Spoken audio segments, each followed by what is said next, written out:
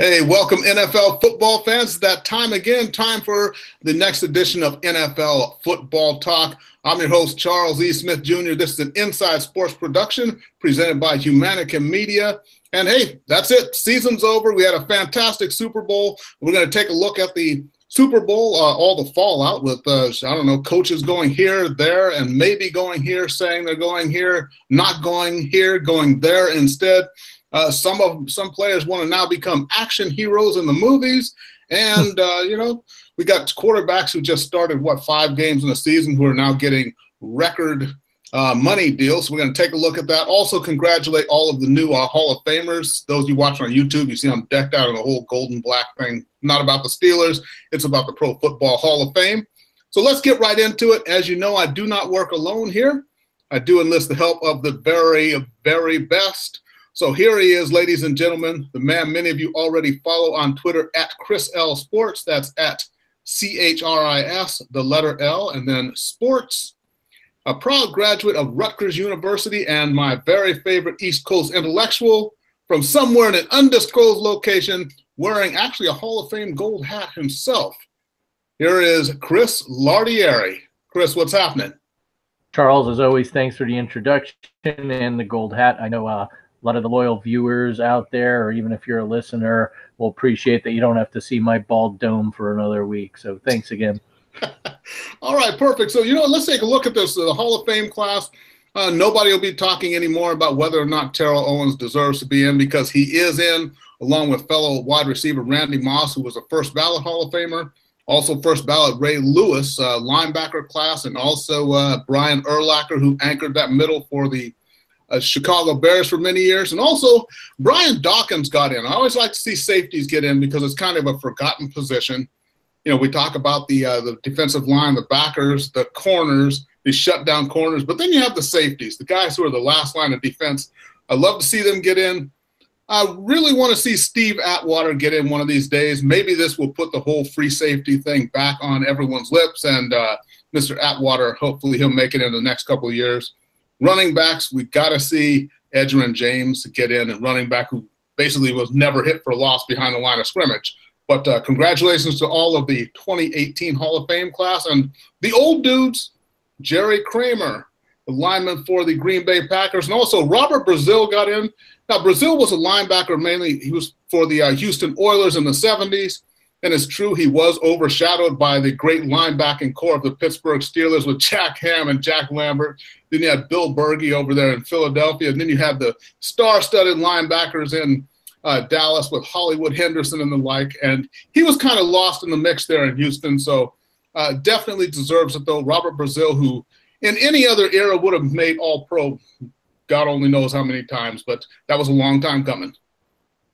Yeah, and don't forget the Houston Oilers under Bum Phillips seemed like they ran into the great Steel Curtain teams every year in the playoffs. And even still, you had some great Raiders and Dolphins teams. So really a team that was overlooked. And had there been instant replay like there is today, a lot of people would have thought they get in to face the L.A. Rams in the Super Bowl with the infamous Mike Renfro catch. But I remember Brazile. He's a good player. Jerry Kramer, long overdue, I feel. And then one of the names that we have to do this every year, second guessing. One of the great left tackles of the 90s, Tony Baselli of the Jacksonville Jaguars, didn't get in. Hoping in the future he does. I agree with you on safeties, but too, you can't underestimate the importance of offensive linemen in this league either. Yeah, it's true. In fact, I thought Tony Baselli was already in. Honestly, I did. Before I read this year's finalists and semifinalists, I thought he had already been in. But he definitely deserves it. So, yeah, it's just with the safety thing. I just, obviously the offensive linemen need to get in there. But, yeah, just certain guys go overlooked, and that's the way it goes. But eventually, as long as they get in, even if they have to wait for the Veterans Committee, which hopefully it won't be that way for Baselli. But, yeah, great to finally have everyone get their due. Yeah, definitely.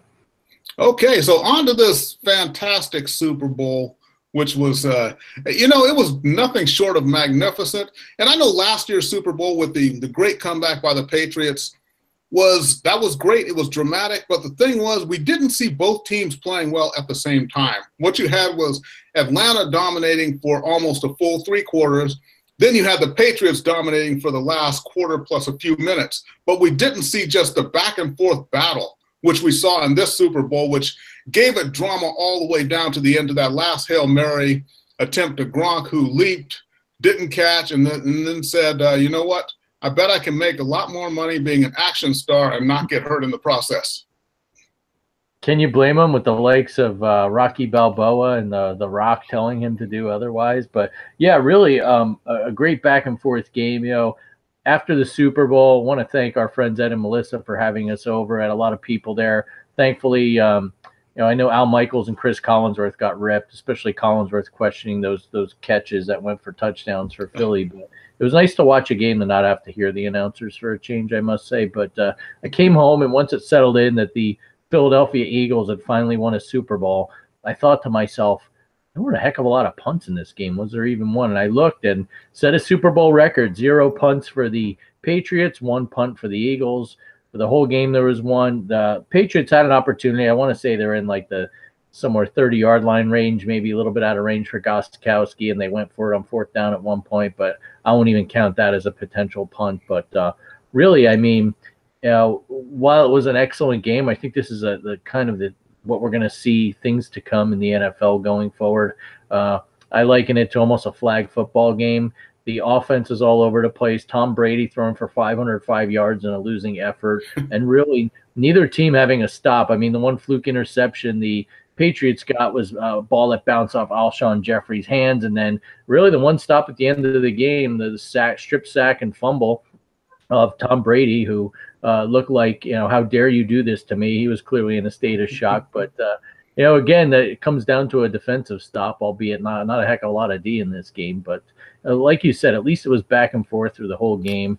And then my final takeaway is, you know, Doug Peterson, a lot of people criticized him. I know back in 2016 when he got the job, USA Today said of the 6 candidates that got head coaching jobs, he was the worst, 6 out of 6. But he's laughing all the way to the bank in his ring from Tiffany or wherever it comes from. But I got to say that 4th and goal call at the end of the second half with the pass to Foles, one of the, pardon my expression, ballsiest calls I've seen in an NFL game. So good for him. He didn't take his foot off the gas. He didn't pull a Dan Quinn. Really an excellent job by Doug Peterson. Yeah, I like that too. And what it showed was they were going for it. And when you look at that call, we have to remember that they were taking points off the board because easy field goal there. And if they get stopped on that play, New England has the ball to start the second half. So all the momentum, really, New England has that stop, and they have the momentum going in. They get the ball first, so it could have been a game-changing play. But one thing about those catches, you know, the touchdowns that were or shouldn't have been, was now they're going into the offseason trying to redefine what a catch is. And on the grandest stage that they have, we had 2 catches where, yeah, by the letter of the law, and I looked at them too, and, you know, I'm sure some of the Giants fans and Steelers fans were looking at them as Collinsworth brought up on the air and saying, hey, wait a minute now. We've seen this same play not be called a catch. But now the NFL, it's like, okay, these are touchdowns. This is a catch.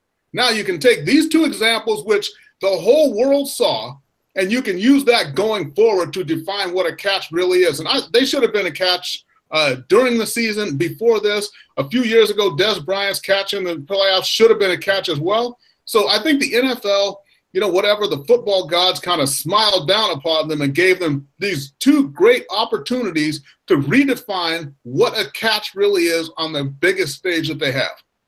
Yeah, I mean, Roger Goodell gave a State of the League address and mentioned it, how they're going to look into redefining the catch rule. And got to hand it to Collinsworth in that case. I was having flashbacks to Sterling Shepard and Jesse James on respective touchdowns. And the league, you know, conspiracy theorists might talk to my dad tonight. He firmly believes that those wouldn't have been catches or touchdowns in the regular season. And it came from down above, a la David Stern in the good days of the NBA, right? So, you know, I'm glad a catch is a catch, but let's keep it consistent. I really think the Ertz one was a no-brainer. I mean, if you catch the ball and run, and we talked about this on an earlier podcast this season, you go from being a receiver to the runner. So at least they got that right. So Right, but they didn't get it right when Jesse James did it. Absolutely, completely agree. So, it goes back to the good old days of the ground can't cause a fumble, making a football move, all the other esoteric wonderfulness of the NFL. Yep, there we go. The only downside was the that viral video of that Eagles fan eating horse doo-doo after in the wake of the victory. Well, I guess you look at it in some ways, Eagles fans have been eating metaphorical horse doo-doo for so many years. I guess now since they got it, they actually got the ring, they can go ahead and eat it for real if they feel like it. But you know what? And they catch a lot of flack, and some of it rightfully so, and I know they bring a lot of it on themselves, but honestly, God bless those Philadelphia sports fans. I mean, they may not be the classiest bunch in the world, but just some of the most passionate sports fans you'll ever see are in Philadelphia. They really are.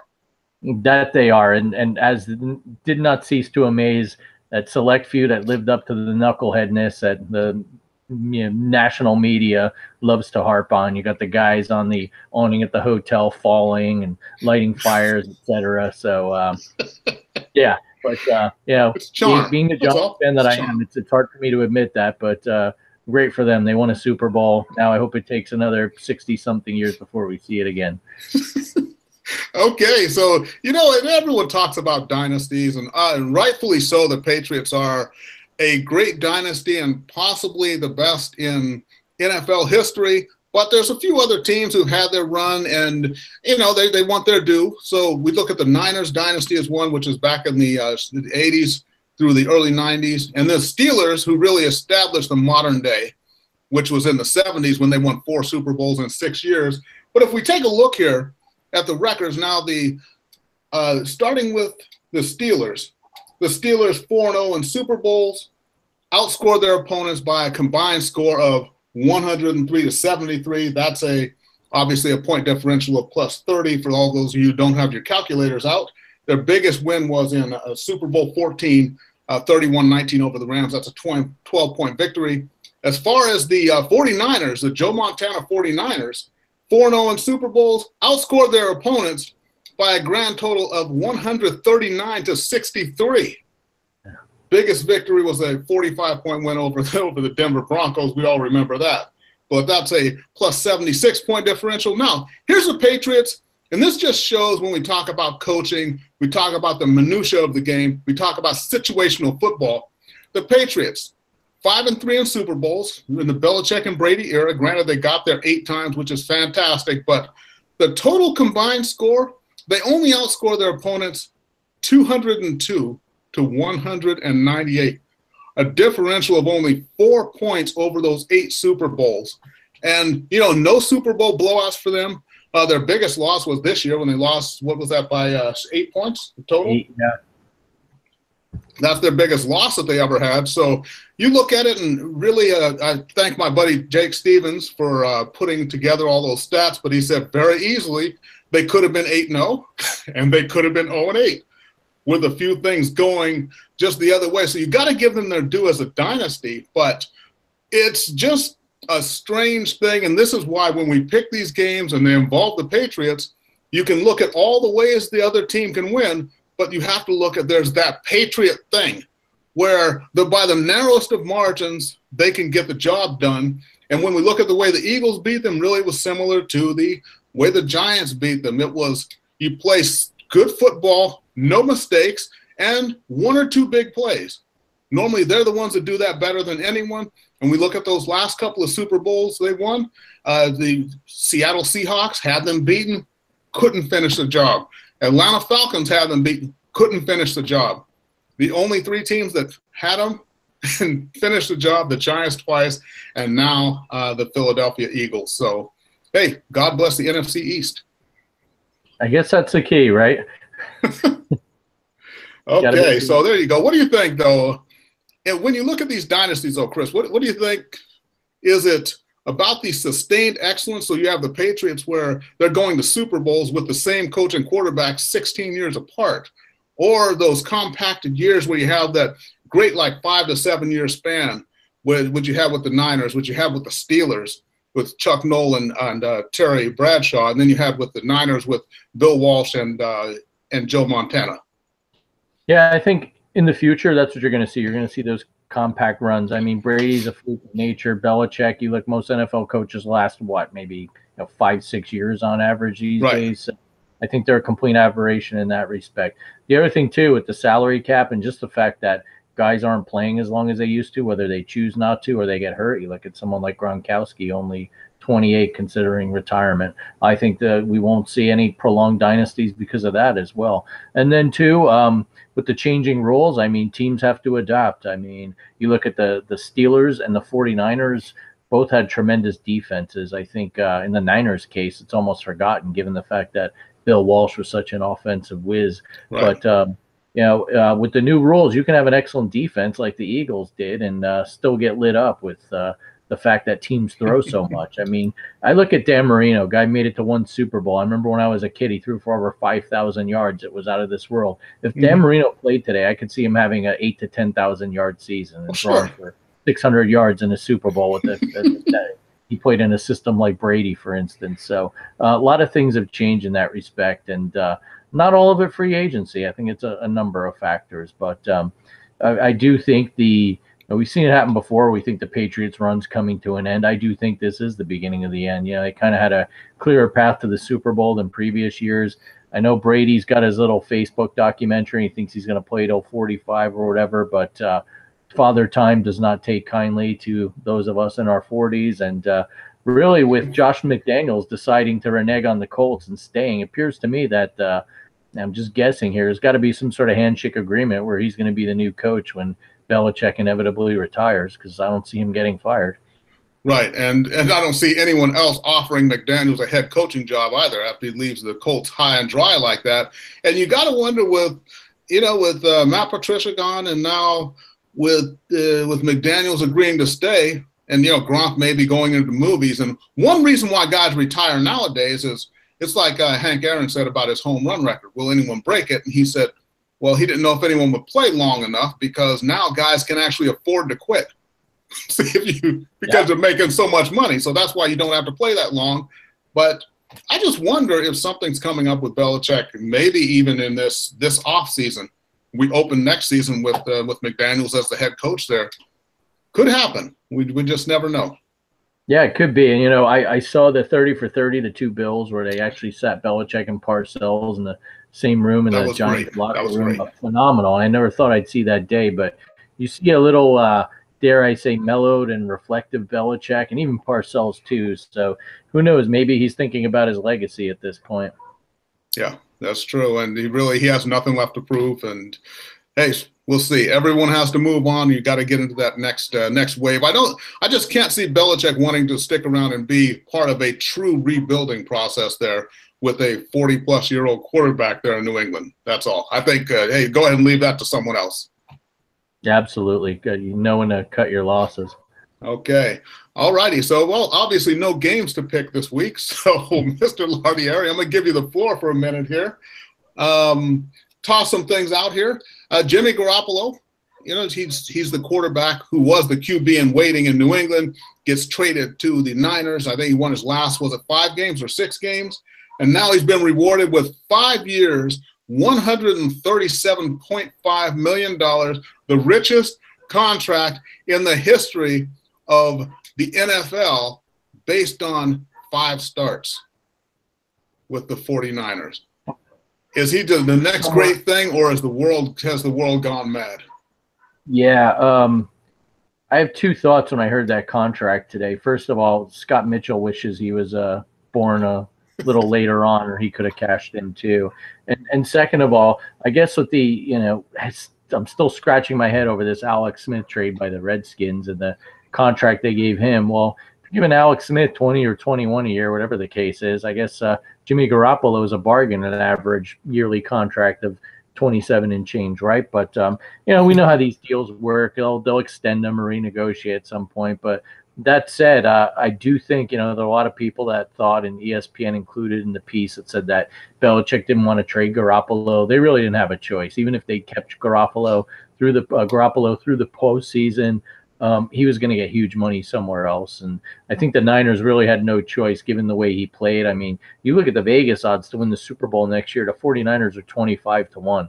Like, I think it's a great story. They could turn it around, maybe even win the division. But I mean, they have odds significantly lower than what the Eagles started the season at this year to win the Super Bowl. I believe they're like 55 or 60 to 1. So it's crazy, but it is a sign of the times. And the 49ers have the cap room, and it's hard to find a franchise quarterback that's ready to go. And who am I to say whether it's an exorbitant amount of money or not? But I will say it looks to me like Jimmy Garoppolo is ready to be an NFL starter long term. Yeah, that's true, and it could have interfered with, the Patriots do have kind of that history of with these kind of aging star players. Maybe Belichick had the shrewd move in mind where Garoppolo is ready to play. You move Brady this offseason. You could get a lot of good young players and draft picks for him. So, yeah, I guess the world may never know, because I think when it comes to Robert Kraft, it comes to Bill Belichick, it comes to the whole Patriots thing, I think there are secrets there that they are taking to the grave. Everybody's taking them to the grave. That's it. Absolutely, yeah. It's going to be some sort of NFL version of Al Capone's vault, except that there'll be stuff in the vault, right? Like what? Videotapes? Deflated footballs? What's going to be in the vault, man? What's going to be in the vault? So they're all allegations that have not been proven. Maybe Tom Brady's destroyed cell phone. Yeah, that could be there. Okay, so as I said, I'm going to give you the floor here, man. We've already talked about everything, but I'm sure there's something in there, some wisdom you'd like to share for us before we check out. Sure, absolutely. Not check out of the earth. I mean, check out this particular show. We're not doing any bucket list stuff here. No plans to do that, knock on wood, but I don't want to tempt fate. But so anyway, I'll call it like I see it throughout the year. And look, I told you about the paper we wrote for Analytic Investors where we picked the Patriots to win. Unfortunately, that did not come true. I think the common denominator the last 4 years I've done the paper is anytime the Patriots are involved in the game, we can't pick it right. But from a purely selfish perspective, I hope you listened to me in the last Gambler's Delight segment of the year where I said you can get the Eagles plus 4.5, jump all over it. I will admit I thought the Patriots would win a close one, but hoping you did, along with the guy who clearly in Vegas who ran up about $10 million in winnings on the World Series and allegedly did the same on the Eagles in the Super Bowl. Whoever you are, props to you. One more thing, I know fantasy football is long over. I was looking through some notes, and right after Carson Wentz got hurt against the Rams, I suggested that you pick him up in fantasy football because he had a good matchup against the Giants. While I cannot take any sort of credit for knowing that he'd be an inevitable Super Bowl MVP or even lead his team to a Lombardi trophy, I guess I could take credit for saying you should have played him 1 week, but nothing else. But you know what? Great story. Congratulations to Nick Foles. Even if he's with the Eagles this year, I think he's got a bright payday ahead of him at some point, whether it's in Philly or not. And then finally, this Josh McDaniels story. I mean, you could say what you want about the guy. People do this all the time in the real world, in the business world, corporate America, et cetera. But I do think it underlines one issue I've had with the NFL where if you're a assistant coach and you're in the Super Bowl, you go deep in the playoffs, you interview with these teams, you can't leave your team, you can't sign a contract, you can't even assemble a staff if you're like a Matt Patricia or what we thought Josh McDaniels would be. So change the rule, let these guys have the ability to sign the contract. If the teams don't want to announce it, great. But I mean, does it really distract? I mean, Josh McDaniels knew he was going to Indy. His game plan was phenomenal against the Eagles. I mean, I think it's an antiquated rule. Let these guys interview. In any other sport, you know what? It's more done hush-hush. I'm sure in basketball, for instance, or hockey or other sports, assistant coaches know they're going to have jobs lined up, but they continue to coach in the playoffs or the finals. So I don't know what your thoughts are on that, but I'm not saying it would solve the issue of Josh McDaniels, who appears to be the General Sherman of NFL coaches, burning his way through the league. But I do think the rule's a little bit odd. Well, either that or they need to push it back so that you just can't talk to anyone until after the Super Bowl. There's that too. Now, I don't know how it works with all the league meetings and everything else. If they would put the entire league in the position where the Colts are, where basically they have to get to business here within 10 days and they don't have a head coach all of a sudden. But I've always thought about that because it's not fair to have these guys having to game plan for getting their team through the playoffs, through a playoff run. And in the back of your mind, like Matt Patricia, it's like, well, I tell you what, at least losing the Super Bowl is fine for Matt Patricia because he's going to go coach the Lions. So he'll have to get used to a lot of devastating losses, close losses. Hail Marys that don't make it and things like that. But I've always thought that what they should do, unless there's a logistic thing that I'm missing, which that could very well be, but they should just make it you cannot negotiate with a new head coach for a team that, until after the Super Bowl. So that way the playing field is leveled. That way you don't have the coaches from non-Super Bowl teams able to negotiate with teams when those who are on the playoff teams are not able to. Just back it up. You can't negotiate until after the Super Bowl, and that's that. Yeah, I think baseball is something like that, where nothing gets done business-wise until after the last World Series game, and I get that. I think the problem with the NFL is they've got the scouting combine and free agency. That's right, yes. Butted up to the end of the season. They may need to push it back. You know what? That might not be a bad idea. I think that Roger Goodell wants it to be a 12-month news cycle. If you push the combine back a couple weeks and that pushes NFL free agency more into mid-March, why not? You'll be talking about the league longer. And, here in mid-February, there's not going to be a heck of a lot. I mean, are you excited by the NBA All-Star game? I don't think anyone really is. It's just a bad exhibition like the Pro Bowl. But, take a few weeks off from football, and then maybe the end of the month we can listen to Mike Mayock and Mel Kiper with their expert analysis on who the next great quarterback or left tackle is going to be. I mean, push it back a little. I think that would help solve the problem, but doubt if it will happen. But you never know. It's issues like this that and what the definition of what is a catch that prompts the league to change things. And remember, they just put together a symposium to discover what was a catch before last season.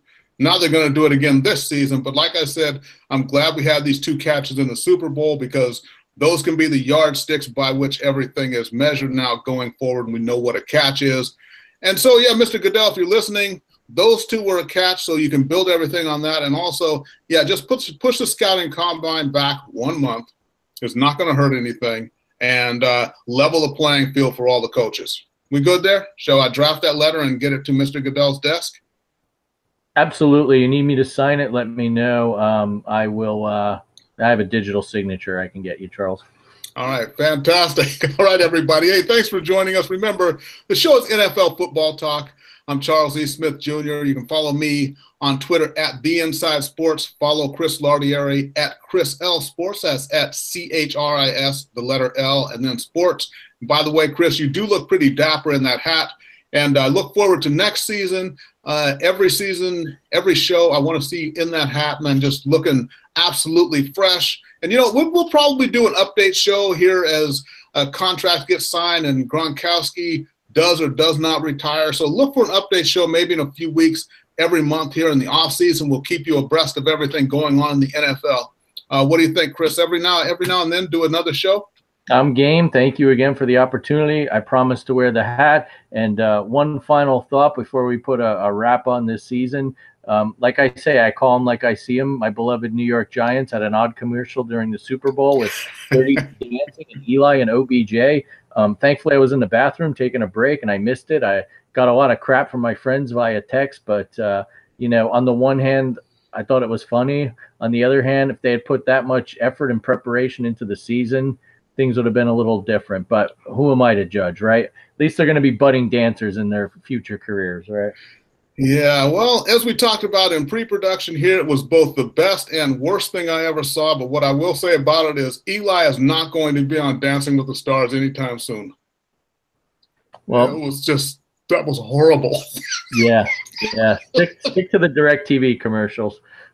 Exactly. All right, everybody. So for Mr. Chris Lardieri, I'm Charles E. Smith, Jr. Thank you for watching NFL Football Talk. This is an Inside Sports production, and we'll see everybody next time. Congratulations to the Philadelphia Eagles. Philly, Philly.